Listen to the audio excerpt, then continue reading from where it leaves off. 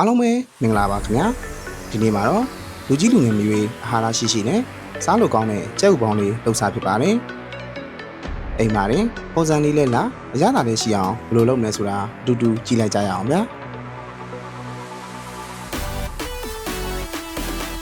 အရင်ဆုံးကြက်ဥရဲ့ထိတ်လေးတွေကိုဓာတ်ဖနှောင်းနဲ့ခက်သေးသေးလေးဖောက်ပါမယ်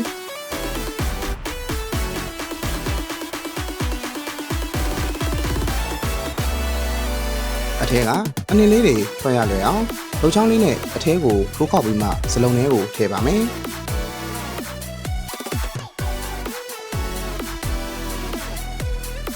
အနည်းတွေထုတ်ပြီးသွားရင်တော့ကြက်ဥခွန်လေးတွေကို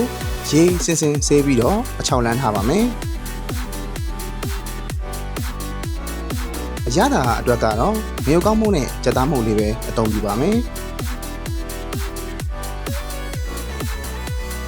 အရသာနှံသွားအောင်အကုန်လုံးကိုတေချာလေးရောသမငွေပေးလိုက်ပါမယ်ဒီနေရာမှာအရေးကြီးဆုံးကတော့စကားနဲ့ပြန်စစ်ပေးဖို့ပါပဲစကားနဲ့တေချာစစ်မှသာကြောက်ပေါင်းလေးကအပေါက်ပြင်းမပါပဲချောမှုပြီးတော့လှလှပပလေးရှာလာမှာပါခင်ဗျာစစ်ထားတဲ့ကြောက်ရည်တွေကိုစေးထားတဲ့ကြောက်ခွန်တွေကိုမပြည့်တပြည့်လေးပြန်လောင်းထည့်ပါမယ်ပြီးရင်တော့ပေါင်းမဲ့အိုးထဲမှာစနစ်တကျစီထည့်ထားပါမယ်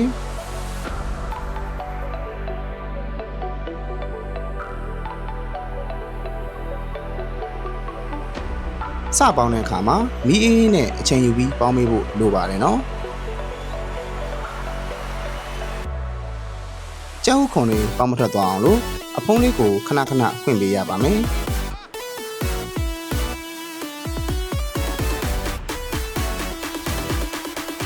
ကြက်ဥကြက်မကြက်ကိုလုံချောင်းလေးနဲ့ထိုးကြည့်လို့လုံးလိုက်လေးပါလာပြီဆိုရင်တော့ရတာရှိတဲ့ကြက်ဥပေါင်းလေးရှားပါပြီခင်ဗျာ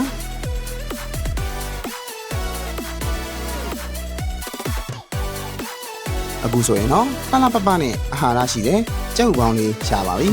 ဒီရတိုင်းရိုးရိုးလေးပဲစားစားမာလာမုံလေးနဲ့ပဲတွဲစားစားတကယ်ကိုအရသာရှိတာမို့ပိတ်သက်ကြီးလည်းအိမ်မှာလှုပ်ရှားကြည့်ကြနော်